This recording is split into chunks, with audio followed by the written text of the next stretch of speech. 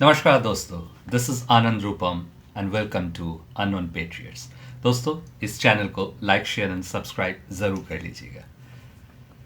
कभी आपने सोचा था कि हमारी पुलिसिंग सिस्टम ऐसी हो जाएगी और उसके वजह से कोई बंदा यूं पकड़ाया जाएगा जिससे ये लगेगा कि ये कोई हॉलीवुड के मूवी का प्लॉट है।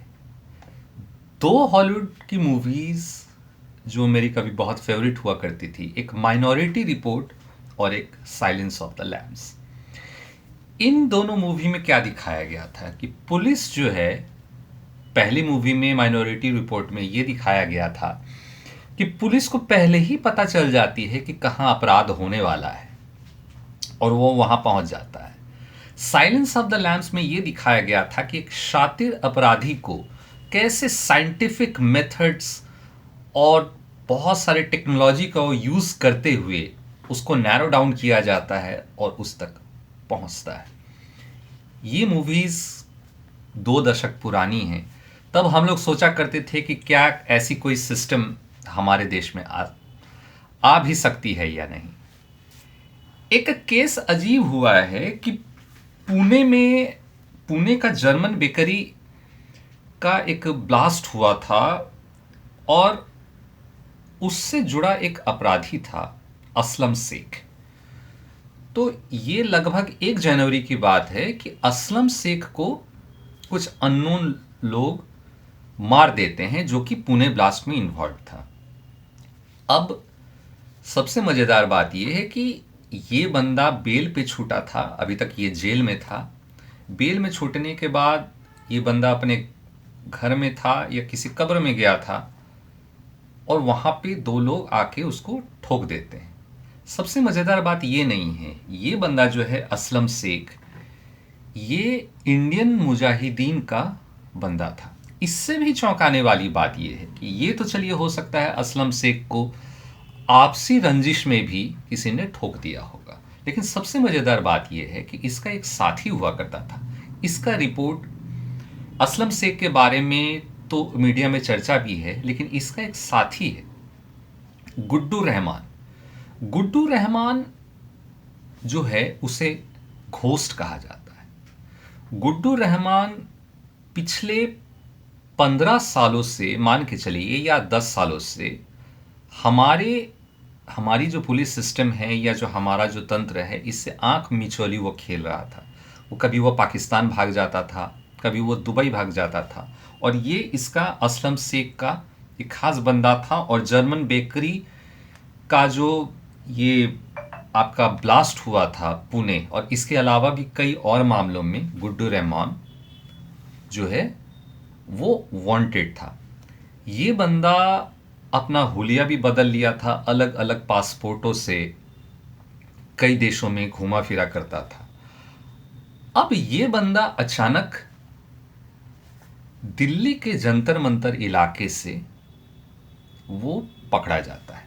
कैसे पकड़ा जाता है, इसके पीछे की कहानी बड़ी रोचक सी है। बहुत डिटेल तो नहीं पता, लेकिन इसके पकड़े जाने में जहां तक पता चली है कि एक बहुत ही AI driven, artificial intelligence and machine learning को यूज़ करते हुए जो एक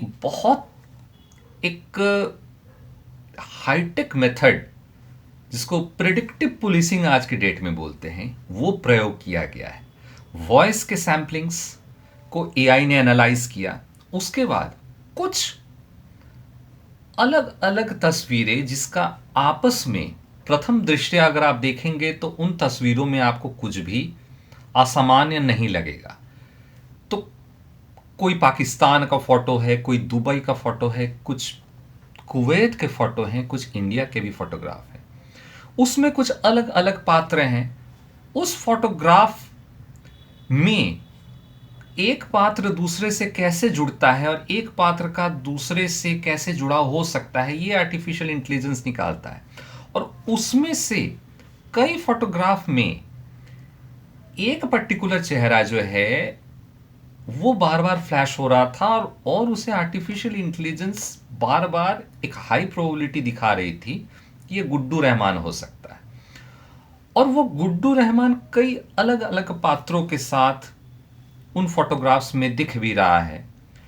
किसी फोटोग्राफ में मान लीजिए, जरा बारीकी से इसको सोचिएगा, किसी फोटोग्राफ में गुड्डू रहमान अगर दिख भी रहा हो, वो संदिग्ध है। ये आर्टिफिशियल इंटेलिजेंस ये 100% दावा नहीं कर रही है कि मान लीजिए कि इस फोटोग्राफ में गुड्डू रहमान है। मान लेते हैं दुबई का कोई किसी पार्टी का फोटो है। अब उसमें एक और बंदा है जो गुड्डू रहमान के साथ उस फोटो में खड़ा तो नहीं है, लेकिन आर्टिफिशियल इंटेलिजेंस किसी दूसरे फोटोग्राफ के साथ भी कंपेयर करके ये बताती है कि इस फोटोग्राफ में भी यहां इन दोनों का पोजीशन ऐसा है और वहां भी ऐसा है, तीसरे में भी ऐसा है, तो कहीं ये लिंक तो नहीं है। फिर आर्टिफिशियल इंटेलिजेंस खुद ही उन लिंक को किसी फिनेंशियल ट्रांजैक्शन, आपका telephone conversation, voice mails, emails, कहीं कॉन्वर्सेशन है कि नहीं ढूंढती है, और वहां पे भी वो ढूंढ के निकालती है कि हाँ कहीं ना कहीं इन लोगों का लिंक है। ये कमाल है आर्टिफिशियल इंटेलिजेंस का। और वहां से वो पैटर्न निकाल के ये भी लाती है कि ये बंदा अब दिल्ली पे उतरने वाला होगा। वहां पे फेशियल रिकॉग्निशन कैमरा भी ये फ्लैग करता है कि ये गुड्डू रहमान हो सकता है। हद तो तब हो गई दोस्तों कि इसको उसके बाद जब दिल्ली में भी जो मूवमेंट होता है, सीसीटीवी कैमरास बार बार उसको ट्रैक कर रही होती है, उसके सारे टेलीफोन्स को भी आर्टिफिशियल इंटेलिजेंस बार बार गैदर कर रही होती है। और उसके बाद सबसे मज़ेदार बात यह है कि वो सिगरेट पी के फेंकता है, और उसके बाद उस सिगरेट के टुकड़े को उठाया जाता है, एनालाइज किया जाता है, और वहाँ जो थंब इम्प्रेशन उस सिगरेट में से ली जाती है। और ये हमारे पास हमारे डेटाबेस में एक कुछ सालों पहले एक बड़ा हाईटेक डेटाबेस तैयार हुआ था। वहाँ गुड्डू रहमान का आपका फिंगरप्रिंट्स, इवन कि स्वैब का भी जो ये है वो होता है। सुनने में बड़ा आश्चर्य लगेगा, सबसे ज़्यादा स्वैब से भी ज़्यादा जो फिंगरप्रिंट है वो कंफर्म कर देता है कि डेटाबेस में ये गुड्डू रहमान है, और गुड्डू रहमान पकड़ा जाता है। तो ये एक अजीब सा कोइंसिडेंस है कि आपका असलम शेख जो है ये भी मारा जाता है, और तुरंत बाद ही जो है उसके ठीक 10 दिन बाद 1 जनवरी को, 1 जनवरी को ये एक सुखद समाचार आती है कि असलम शेख जो जर्मन बेकरी, पुणे का जो कुख्यात जर्मन बेकरी ब्लास्ट था उसमें इन्वॉल्व था, वो 1 जनवरी को एक न्यू ईयर गिफ्ट देशवासियों को मिलता है। और उसके ठीक 10 दिन बाद 10 जनवरी को ये गुड्डू असलम भी हर जगह अपना वो घोस्ट बन के रहता था, कभी पाकिस्तान, कभी दुबई, कभी कुवैत, तो कभी मलेशिया, और चेहरा हर बार बदल लेता था, पासपोर्ट में अलग अलग नाम, लेकिन आर्टिफिशियल इंटेलिजेंस से ढूंढ लेती है।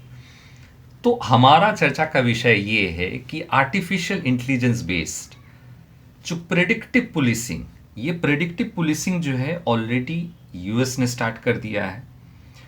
मोसाद C4I का जो वहाँ एक पुलिसिंग सिस्टम होती है, यह प्रेडिक्टिव एनालिसिस करती है। डेटा मॉडल, आर्टिफिशियल इंटेलिजेंस ये प्रेडिक्ट कर देते हैं कि क्या किसी आतंकी का या किसी अपराधी का, किसी गैंगस्टर का ऐसा कुछ मूवमेंट होने वाला है। क्या ये बंदा प्रथम दृष्टया जो लग रहा है कि फलाने एक जो चोर है, एक 2 कौड़ी का चोर है, एक ह्यूमन इंटेलिजेंस ये नहीं समझ पाएगी कि इसका किसी आतंकी से लिंक हो सकता है, लेकिन आर्टिफिशियल इंटेलिजेंस हर तरीके का परम्यूटेशन कॉम्बिनेशन करके ये आज के डेट में निकालने में सक्षम है कि कहीं ये बंदा जो है, जो ये चोर हमें मान के छोड़ रहे हैं, ये एक बहुत बड़े अपराध या बहुत बड़ा आतंकी हमला में ये कहीं एक अहम कड़ी तो नहीं था। तो ऐसी चीज़ें आज की डेट में हमारे देश में हो रही है, और हमारे देश के प्रधानमंत्री और गृह मंत्री को इसके लिए हमें शाबाशी देनी पड़ेगी कि ये जो दूरदर्शिता है। दोस्तों ध्यान दीजिए कि कुछ दिनों पहले मोदी जी अभी जो AI स्टार्टअप लीडर्स हैं इनके साथ वो मिले थे। ये एक उत्साह देने का एक बहुत बड़ा ये था, लेकिन पीछे में मोदी जी ने इनको एक बहुत बड़ा टास्क भी दिया है कि हमारे देश पे जो इंटरनल सिक्योरिटी का खतरा है, और इंटरनल सिक्योरिटी के खतरे में आप लोगों को AI startups and AI leaders जो हैं, जितने भी ब्रिलियंट माइंड्स हैं, उनको यहाँ कैसे आगे आना है और आतंकी और अपराधियों पे से हमें हमेशा 2 कदम आगे रहना है। इसके लिए पूरा जो ये डेटाबेस क्रिएट करना और टेक्नोलॉजी वाइज हमेशा 2 स्टेप आगे रहना, इस पे मोदी जी का साफ संवाद था। एक बार याद कीजिए, मोदी जी 2021 की घटना है कि मोदी जी अमेरिका से रात के 1:30 बजे लौटे थे, और रात के 1:30 बजे ही वो बिना थके बिना रेस्ट लिए वो एक मीटिंग में चले जाते हैं, और इसके बारे में बहुत चर्चा भी हुई थी कि मोदी जी को लगता है कि जेट लैग नहीं होता। वो हुआ यूं था कि उस समय एक बड़ी मीटिंग हुई थी, उस समय एक नया संस्थान का गठन किया गया था, उसका नाम है CCTNS।